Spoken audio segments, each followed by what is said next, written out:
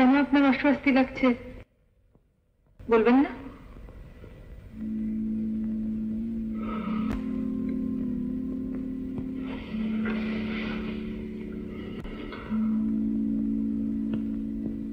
একটা কবিতা আছে জানো মঞ্জু,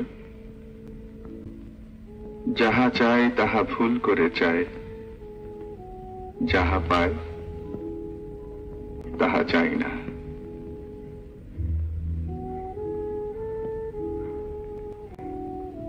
রবীন্দ্রনাথের লাইনটা জানি, কিন্তু আপনি কি চেয়েছেন, কি পেয়েছেন কেমন করে জানবো? না, তেমন বেশি কিছু চাইনি। আর যা চেয়েছি তা বাবার যোগ্যতা যে আমার ছিল না তাও নয়। কিন্তু মঞ্জু, এমন এক নক্ষত্রে আমি জন্মেছি যার প্রভাবে আমি সব সময় দেখেছি ট্রেন ছাড়বার ঠিক 1 মিনিট পরে স্টেশনে গিয়ে পৌঁছেছি। সামনে দাঁড়িয়ে আমাকে দেখতে হয়েছে ট্রেনটা চলে গেল, পিছনে ছুটেও কোনো লাভ নেই।